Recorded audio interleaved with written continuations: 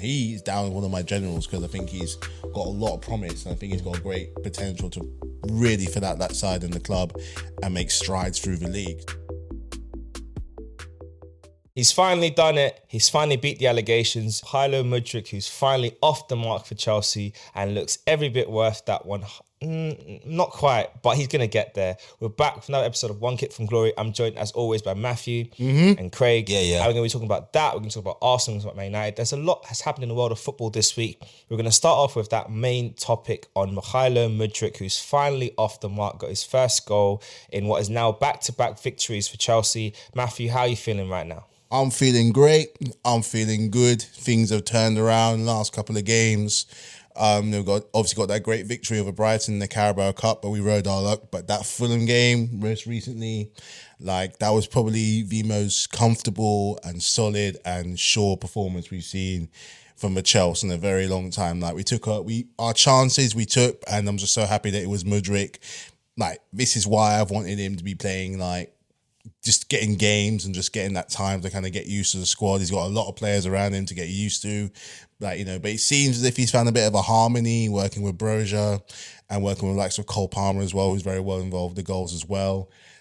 It was just good to see a very solid performance and for me not to actually panic. You know how good I was feeling about this game? At first, I was watching it on my phone thinking this ain't going to go well. But then when we scored, I'm like, nah, it's going on the TV. Go straight on the TV, watching on a nice big screen.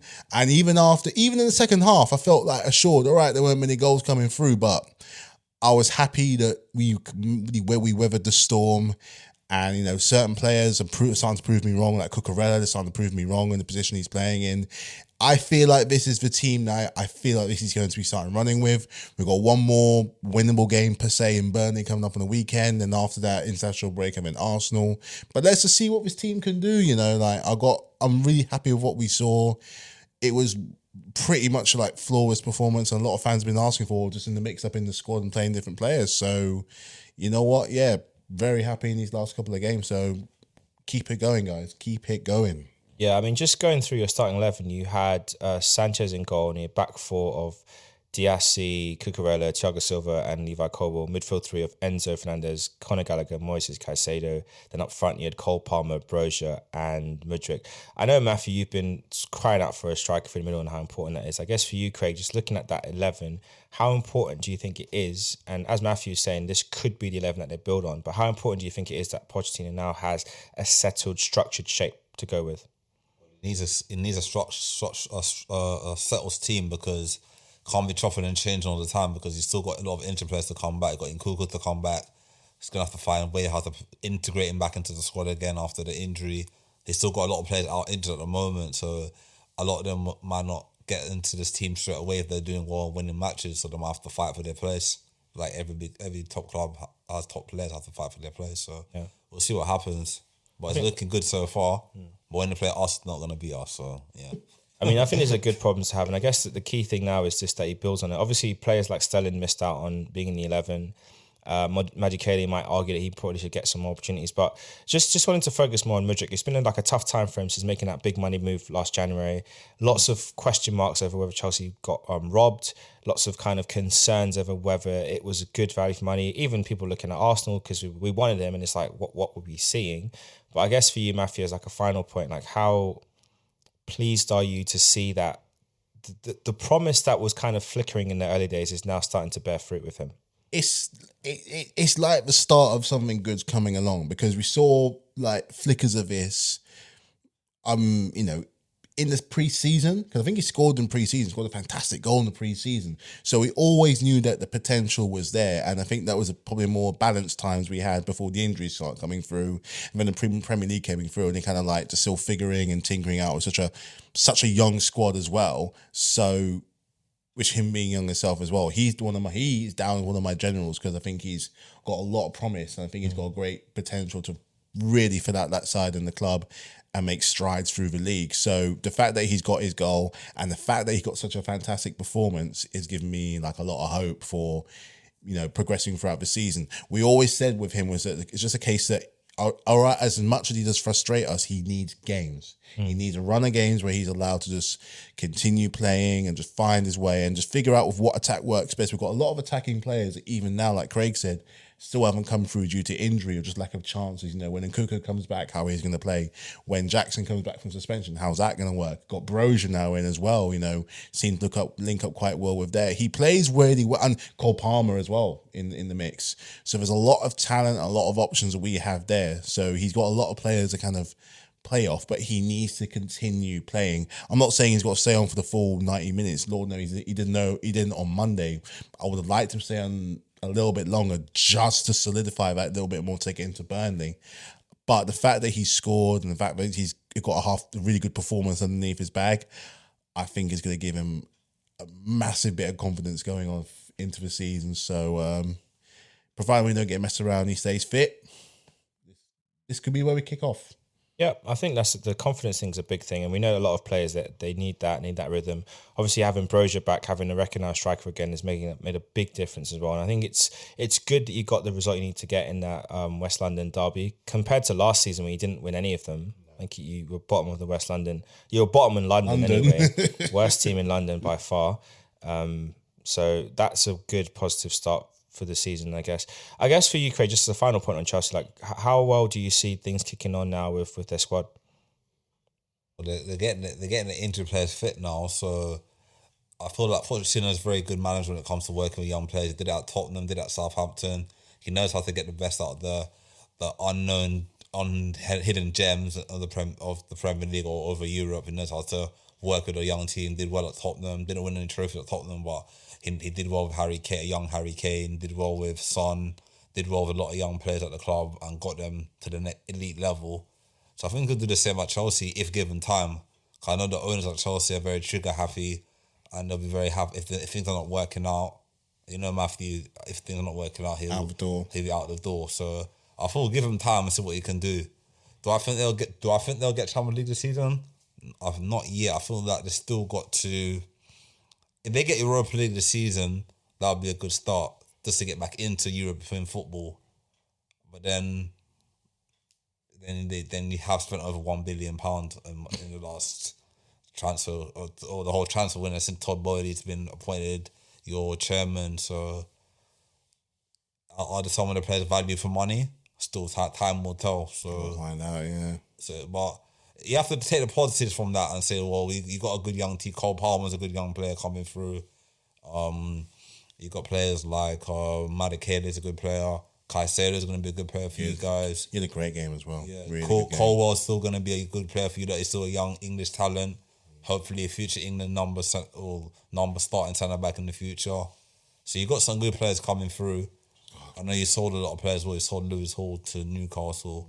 So, well, I feel like you had to do that to balance the books anyway. So, yeah. It's onwards to see what happens to Chelsea this season. It's going to be a long old season, and it'll be interesting to see how things play out. Before we go into Arsenal, I just want to talk about Aston Villa Brighton. 6-1 this time away at Aston Villa. Hat-trick for Ollie Watkins. He also got an assist as well for Jacob Ramsey. The thing I want to ask is just for you guys, like start with you, Matthew, and then on to you, Craig. It's like, do you think Brighton have been figured out, or is it just that the last two matches they've played, they just had like a lapse and the other team just exploited some weaknesses? Well, I mean, who they played Villa and who they played beforehand? I don't know if it was Fulham or it was. I'll check, but yeah, what do you think about the result? Well, they're playing team. Well, we're gonna have. Let's assume the other team they're playing is kind of around their vicinity in the table and for the achievements they expect. You know, Villa are very much around them. They're in Europe for the first time in ages. Same for Brighton as well. I think it's the first time. So, I think this is going to be a case of them managing their squad. This is always going to be the case of you're getting into Europe, which is all well and good, but how are you going to maintain it with two different sets of different sets of squads? They've got Europe this week as well, so they're going to be kind of tired from that.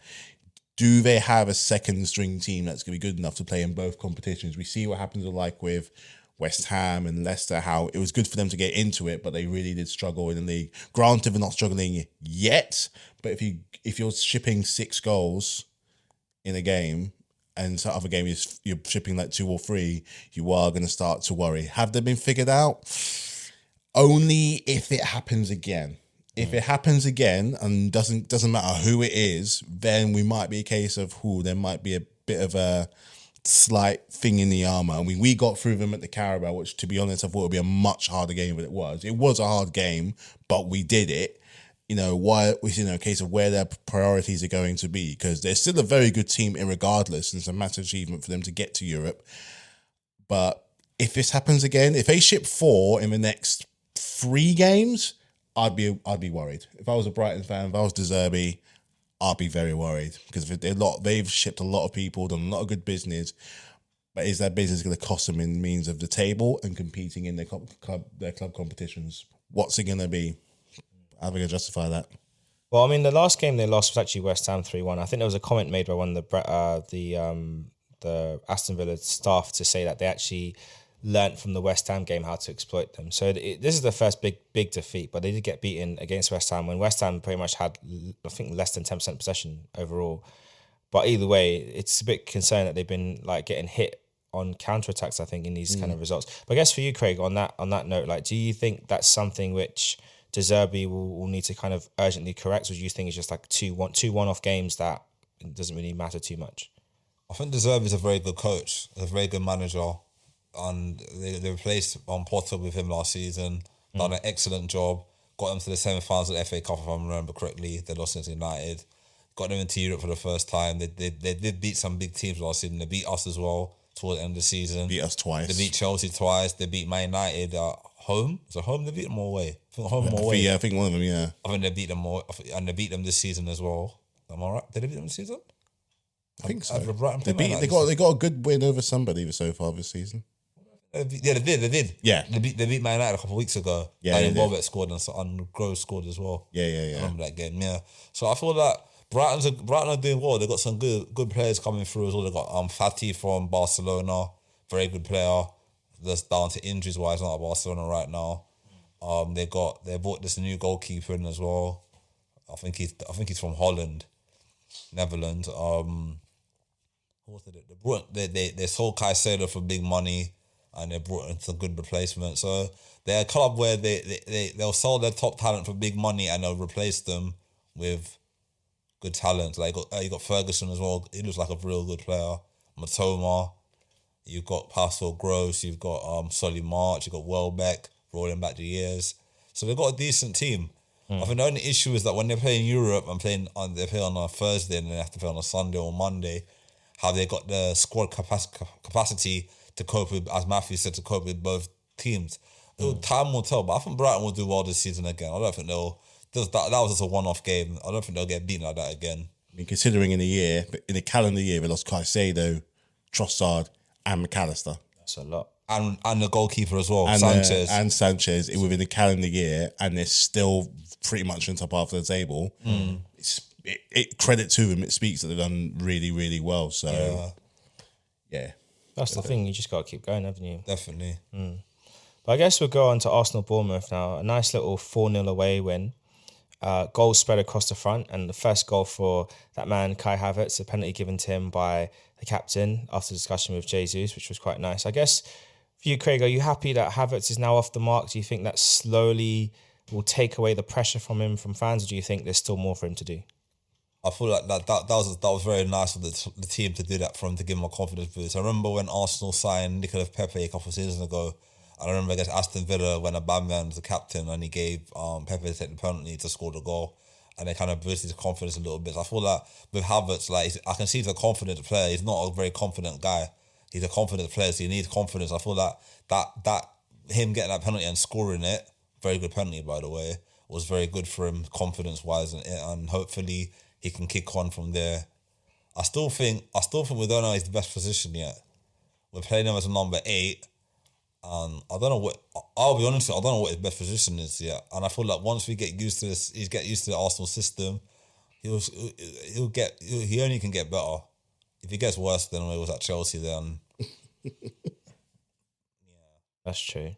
I guess for you, Matthew, looking at how he's progressing, obviously you've seen a lot of the games. You're used to the performances from him. Do you think you're starting to see like an upturn in his performances, or do you think it's still the same old Havertz that you knew from Chelsea days? I think, like Craig said, this penalty will do him good. It's gonna be a lot that's gonna help him thrive and figure out his place in this team. The trouble is with him is that with all the talent you have around him, he has a tendency to kind of fade to back in really, really good games. So if you look at, say, like the Champions League game, for example, when we won, yes, he got the goal, but largely his contribution was overlapped by other players, like with likes of Kante, absolute machine in that game, despite the fact that he scored the goal. It's you kind of have to feel bad for him because in the ways because for all what he does, someone is always gonna get the shadow or the credit ahead of him. He will get better, much to my annoyance. He will. I feel more confident about him getting better than Mount getting better because he's in the team. He's in the team right now, but doesn't know where they're going. And what back-to-back losses, back-to-back poor performances. You know, and that's despite the fact that Mount was pretty good in the last game, whereas Havertz is still in a team that's more likely to be succeeding in the ascendancy. You know, apart from last night, you haven't lost a game in the league at least. You're still going in the right direction. The moment he thinks out, I mean, he's a versatile player. He just needs to figure out what place. He's a jack of all trades, but he's going to be eventually be a master of none in that team. But he's in a better place, and yeah, it's hard to fathom what he's doing because everyone else around him is just doing so good, but. Give him. He's also unlearning four managers worth of training from Lampard twice, Tuchel, Potter, and I think the guy we had in the interim as well. So he's unlearning a lot of that to learning a brand new system with Mykhailo. Give it time, he will get there because I know how good he can be when he's on it. We just didn't see it enough in a Chelsea shirt. I guess on the final note on that point on Kai Havertz, Craig, do you think the fan base will give him the time that he needs to settle? Do you think? Because of the price we paid for him and what other transfer targets have gone for, do you think the patience of fans will run out sooner than maybe he needs? Well, I thought as long as Arsenal winning, the fans will be on his side. As soon as Arsenal start losing a couple of games, they'll turn against him. Scapegoat. It will happen. As long as Arsenal winning matches and doing well, and he's contributing to the team and trying to do something, the fans will give him a bit more time. They'll give him time. But if we get a couple of defeats here and there and things are not going his way, I can see the fans turning. Like yesterday, a lot of fans, when I was reading online, were turning against and say, Havertz waste the money. Why do we buy this player? Why this? Why that? Well, the guy just came to your club. Give him time. I know he's been in England before, but it's a new club. Like you have to support your players. As much as he might frustrate fans, he's still our player. We paid 65 million for him, so you have to give him that confidence boost, and you know what I mean. Scapegoat. Yeah, he's a very good scapegoat. I'm hoping that it doesn't turn into one of the transfer mistakes on the club. We haven't had them in a while, but I hope it's not another one of those expensive players we bought and it's just not worth the money. But I mean, around that, you know, you look at what we had performances-wise, you know, the star man, Saka gets another goal, Ødegaard stepped up, Ben White got one to close it out of an Ødegaard assist.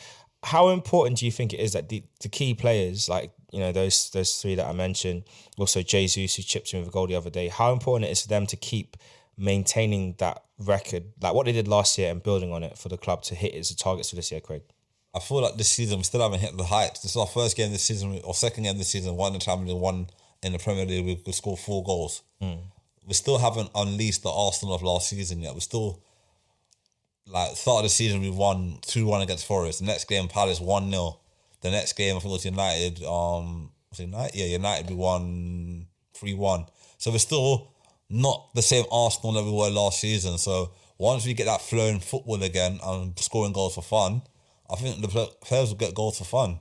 We've still got Martinelli to come back. He bagged a lot of goals for us last season.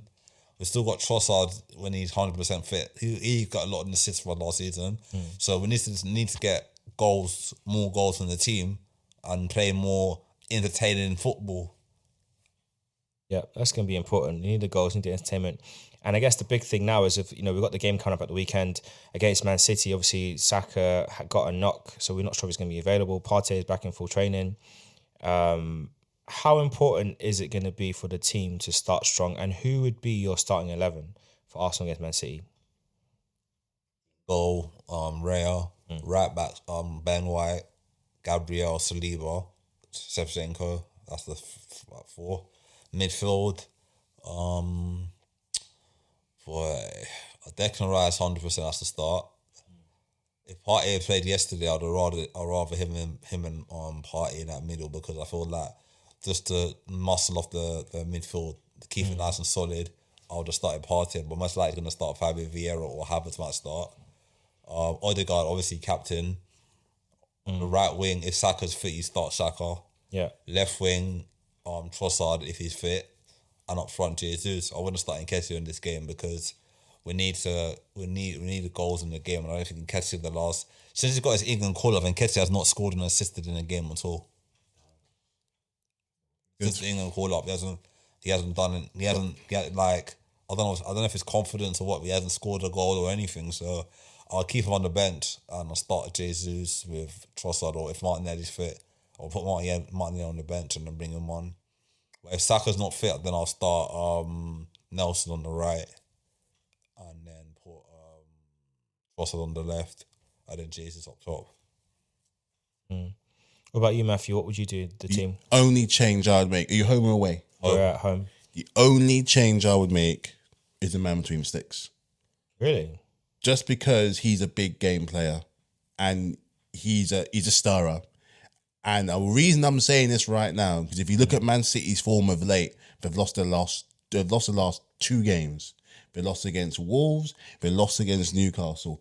You're on your point ahead. They're on your point ahead of you guys. He's going to be big for you playing at home at the Emirates. For you, if you're going to get a scalp, this is the best opportunity right now for you to get a scalp on them. And when I say a scalp, I mean a win. I think they're there for the taking at the moment. I don't think they're in massive form. They play, as I'm recording, tonight.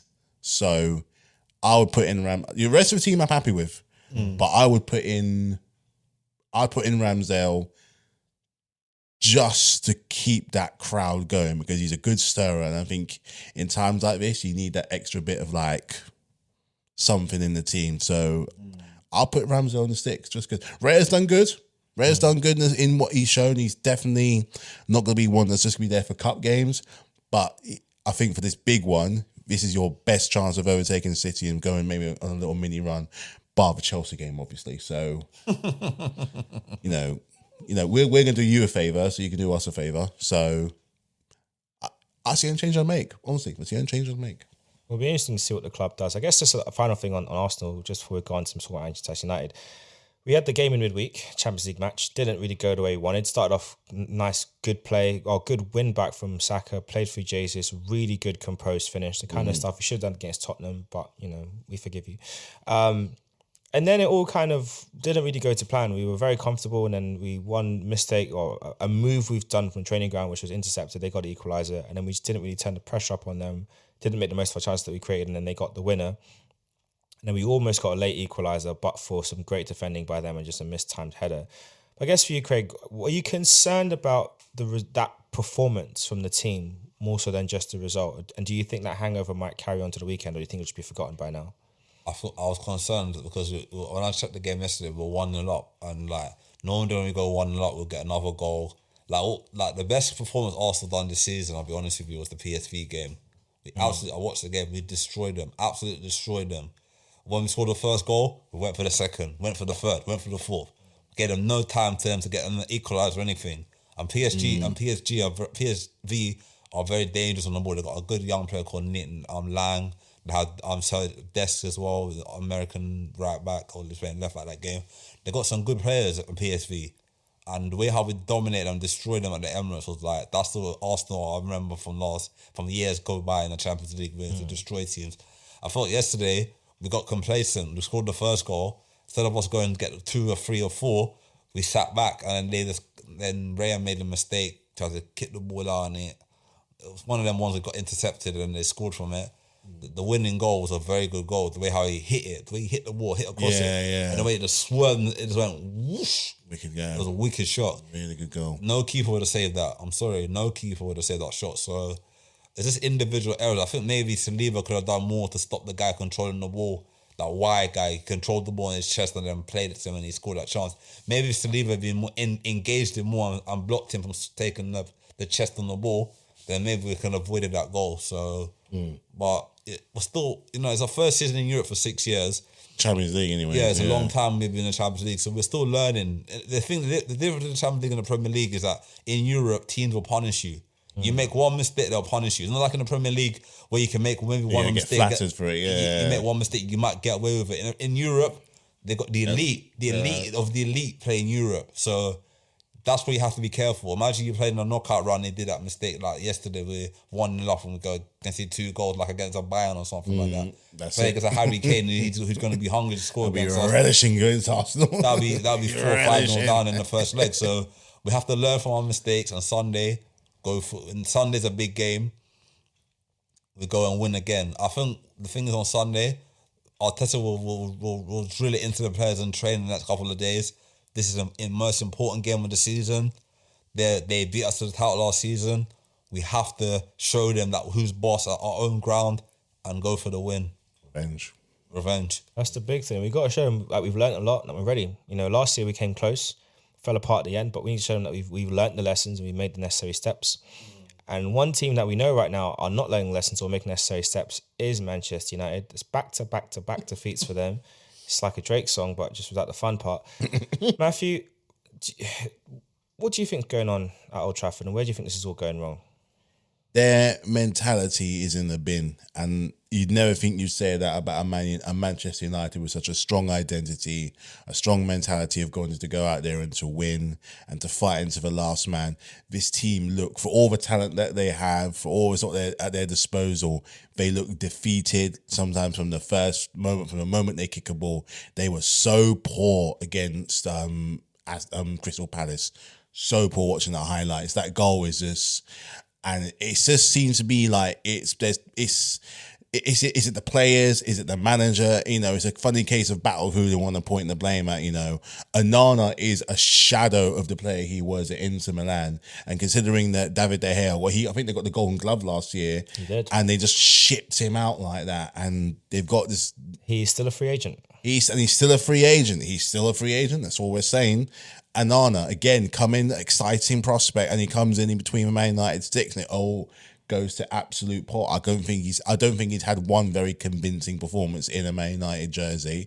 And again, a lot of their players who need to be firing aren't. Sterling isn't firing. Mount, for all the good performances he tries to get, can't seem to get a look in. Bruno Fernandes, I don't know, just isn't a very good leader. There's a whole Maguire fiasco. Casemiro plays one good game and has 3-game suspension. Varane is a shadow of himself and being at Real Madrid. It's just, I mean, and then you got who was it? They're on suspension. One got suspended on the bench. Who was it again? He was suspended. And I think he's only recently Anthony. He's only recently come back from a little mini suspension. There's just all the turmoil has now spread onto the pitch from top to bottom, from the Glazers to Ten Hag to the players and everything.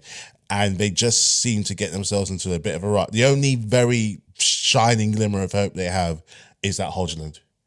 He looks good. He is a glimmer of hope, and he looks absolutely dangerous. Got 2 great goals in their Champions League game. It looks like a very really good talent, but if they can't get it together, he will not be there for long. He will go somewhere else. He's still young.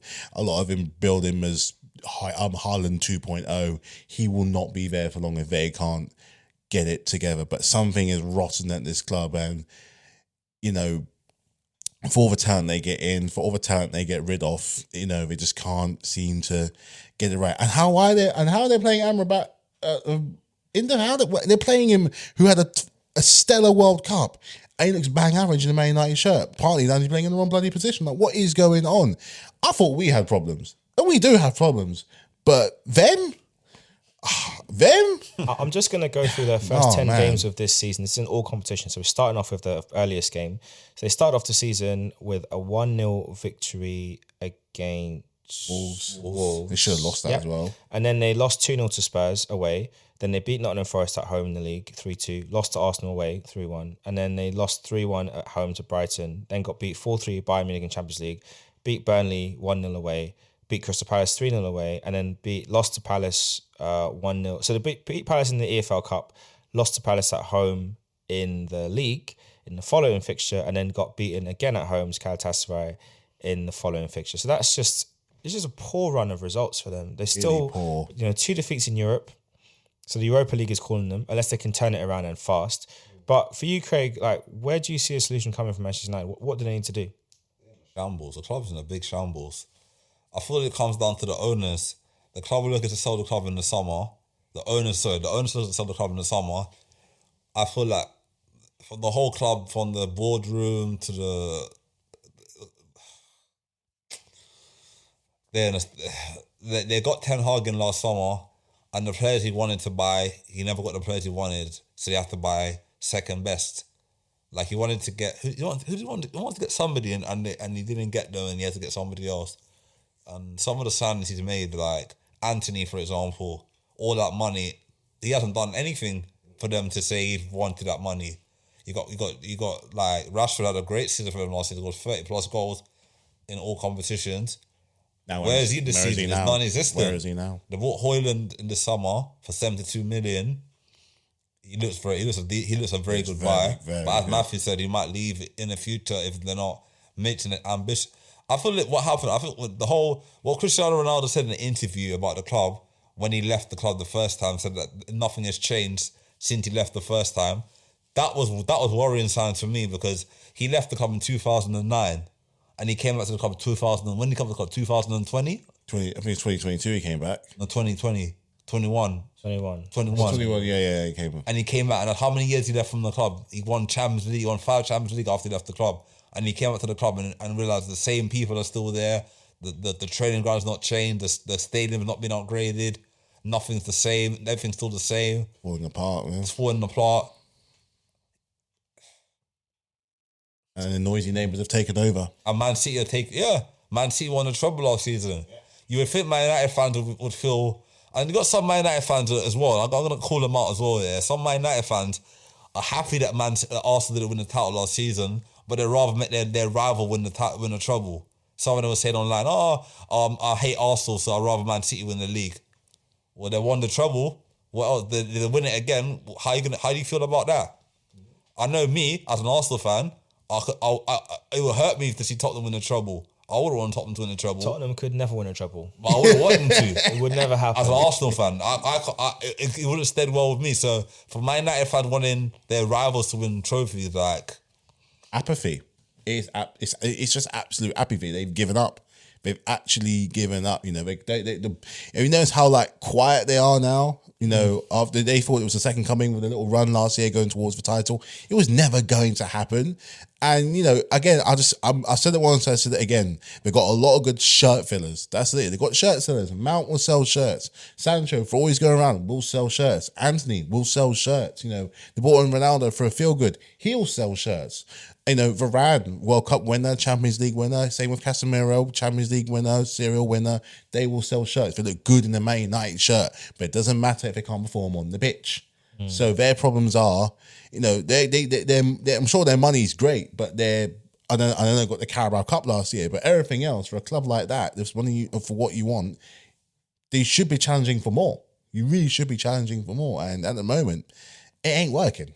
I agree. It's very, very concerning for them.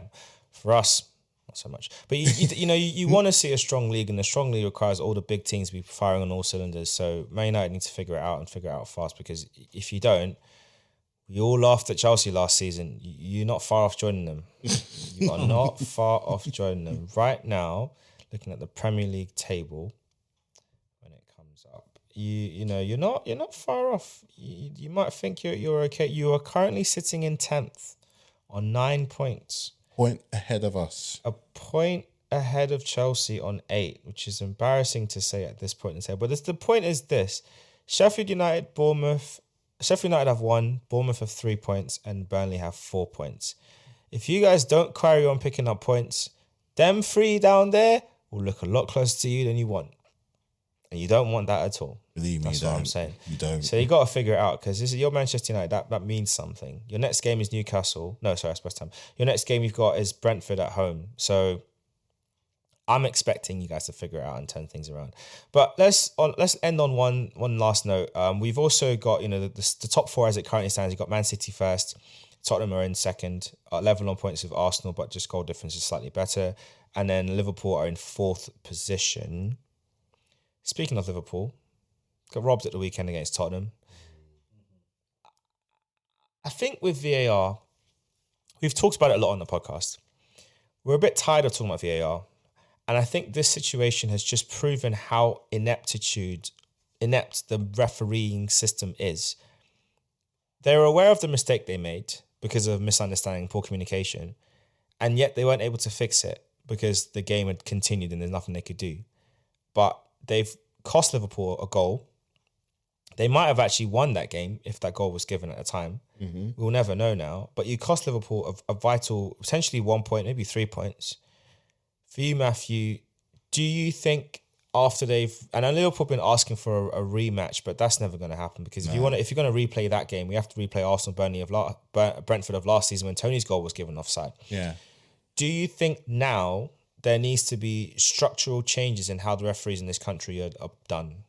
Well, it's going to have to be because it's not getting better. For anything, it's getting worse. For all the years we've had it, from the start, how many seasons ago to where we are now, the one thing that we haven't said is that it's improved.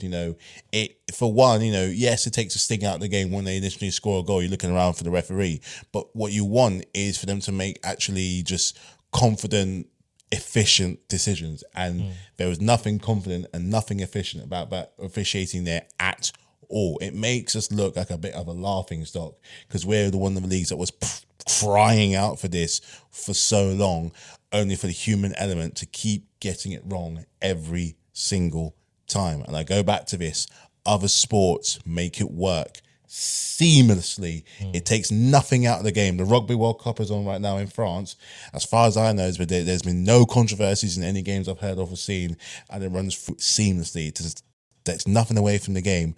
Why not in the biggest sport in the world can we not make it in the biggest, probably quite possibly the biggest league in the world, make it so that we don't make our referees look like a joke? Look at social media after the game. They were getting absolutely hounded.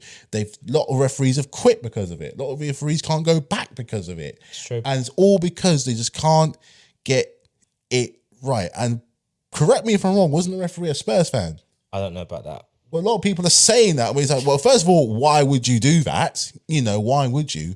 I mean, they're going to have to start. I still believe that they do it in cricket, we do it in NFL, we do it in rugby. They need to have some kind of vocal communication to the fans from the stadium about what's going on. Include them in it so you put at ease of what's going on. You're not going to please all the fans, particularly the home ones for that, but at least you know where you stand and the clubs know where they stand. And better still, it makes the play more efficient. You're losing 30 seconds as opposed to 2 minutes and 30 seconds. Look at was it the Aston Villa penalty incident against Crystal Palace a couple of weeks ago, which was, we all knew what it was, took about 5 minutes of our time away. That don't need to happen. You could take it down to about a minute. But I don't know quite, apart from that solution right there, and may possibly doing more on the screen time sort of thing, more needs to be done to make it work. The technology's there, we're going to have it. It's not going anywhere. I don't think it should. But our referees have just got to get better. They've got to be more efficient. They've got to be more professional and just have better communication, and things like this don't happen. You know what I mean? It's a bit of a joke, man. It's a bit of a joke. Yeah, it definitely needs to be resolved then quickly because it just can't stay the way it currently is. It's not fair and it just doesn't reflect well on the Premier League as a product. I guess for you, Craig, as our closing thought on this, what do you think needs to be done now in light of everything that's come out and what we now understand about what happened in that game? Not going to replay the game. Liverpool want the game to replay. It's not going to happen. So I feel like the referees need to do more training. All of them. All the referees in the Premier League, even the good ones, need more training on this VAR thing because it's pathetic. English Premier League is one of the best leagues in the world. Other leagues have got the same VAR like us, and there's no controversy in other leagues in Europe. So why has the Premier League got so many controversial issues with the VAR, and other leagues in Europe don't have any issues with it? It's because the referees are not being educated properly, or they're not willing to learn better how to get things done properly. So the only way you can do it is through proper training, do the training properly, make sure they're understanding and make sure it's in their brain that they know to do the right thing so there's no issues, because it's going to continue, that could have been Arsenal against Tottenham that could have happened to. We'd have been fuming. That could have been a Chelsea game and you'd be fuming. So we don't want it to happen to Liverpool. We don't want it to happen to our club either. So they have to get it right. Imagine on Sunday a VAR mistake and City win the game when we could have won the game because they did a mistake. Or when you play Burnley get a lucky goal that should have been offside, and you be fuming. We'll be Absolutely. fuming. So there has to be a way how they need to just find a way how to learn the VAR system better, because that goal was a legit goal. I watched it so many times now. So yeah, it was a legit goal. It was not wrong with it. offside. If they did the proper VAR check properly, not this, it's offside and then move on with the game. Normally they do the replays and I say, okay, they put the line there, onside or offside, the green line will say onside. The thing is, they checked it. The problem is they thought that the referee had given a goal. That's why they said check complete, all clear. He thought he gave us a goal. Yeah. When they realised it was a free kick, that's when they should have said, hold on, extra review needed. They didn't say, what they were saying is, actually made a mistake, it's too late, we can't do anything about it. That's the problem. Yeah. Like they should have said to him, can we just clarify, are you giving us a goal or offside? Because if you're saying check complete, the referee thinks, well, okay, I gave offside, you're saying it's fine. Yeah. And the VAR thought he gave us a goal, it's fine. Like, that's stupid. So that's where they need to do better, and that's where they need to have processes where if that happens in the future, they can go back to, hold on, let's just pull it back a second. There's a mistake here. Actually, that was a goal, not offside. Because ultimately the referee he has overall authority. And in fact, the VAR should have said, check complete, goal, not offside. Done. The referee will be like, say it again? Goal. Oh, goal. Okay. Goal. Done. But he just said check complete. What does that mean? It doesn't mean anything. So amateur. That sounds so amateur. But the Liverpool fans were fuming. I was watching that interview. They were fuming. Too right. It was like you said. I don't blame them. I'll be fuming with them as well, because there's no way Tottenham deserve to win that game. But they're not angry at Tottenham. They're angry at the officials. That's what I mean. The officials. They're angry at... If that goal had gone in, it would have been a different game. We would have seen what would have happened. And then, obviously, Liverpool had 2 players sent off as well. So, but other than that, the referee scored the game. And VAR scored the game. So Got to do more, man. Honestly. Got to do more. We'll see. I mean, I think these controversies definitely kind of highlight how much there's work to be done. And VAR can and needs to be better. And we're hoping that this coming weekend we have no more VAR controversies, because if we do, we'll be back here talking about it again.